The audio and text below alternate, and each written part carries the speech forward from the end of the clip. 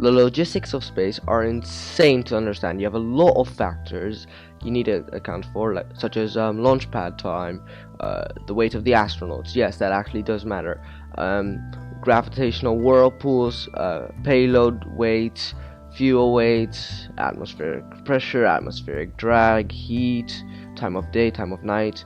But essentially, on the most basic level, you have a payload, which is the thing you want to bring. In this case, in the video in the background, it's a probe, some antennas, and you need the power source, which is going to be a solar panel and a generator.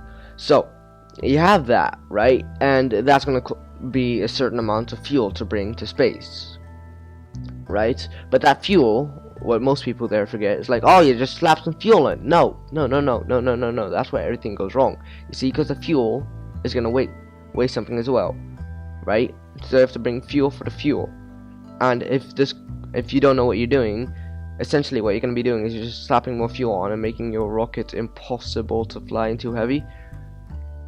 Now this is what you call a thrust to weight ratio. Essentially is your thrust is the amount of propulsion the rocket engines are going to give you, right? And you want to find that delicate balance of the right, because it takes about 1 thrust to weight ratio. I'm not checking this, but it takes about 1 for it to be able to lift off, and around, in my opinion, 1.5.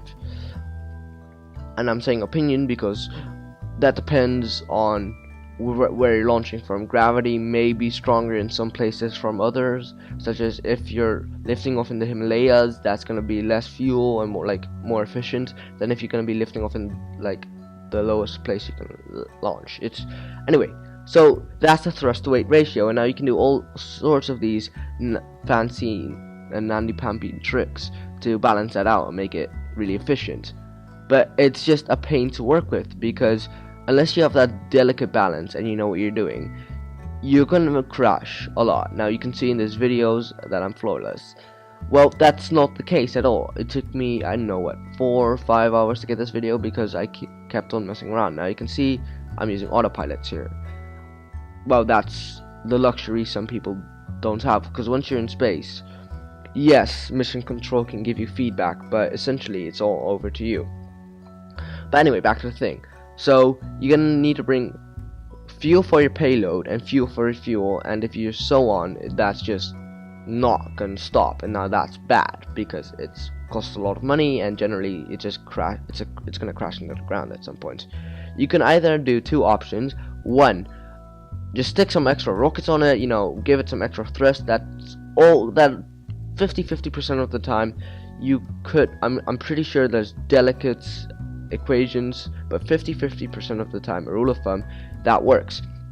Now, for a space station, you have to also include people, water, food, entertainment, life support. That's all gonna be extra, and now that's gonna weigh a lot. So you have to increase everything on a grand scale.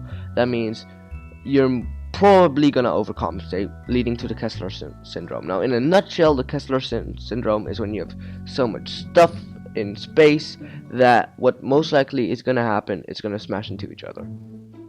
Okay, and you want to avoid that because that costs a lot of thousands of dollars. And in 2010, 94% of tracked objects in space were debris. So yeah, that's a problem. But anyway, back to the thing. Unless you have the precise calculations, it's all gonna go but pear-shaped, because you're gonna be wasting a lot of fuel, you're gonna be wasting a lot of resources, and the risk of human life is also there. Now that is just a basic overview of logistics, how to get stuff in space. That's not factoring in atmospheric pressure, atmospheric drag, any of that. But essentially, why habitation in space is going to be easier is because if you can get the resources to a space station like this, like for instance here, I'm docking a fuel silo, you don't need to worry about any of that. You can just launch from space. I hope you like this video. Goodbye.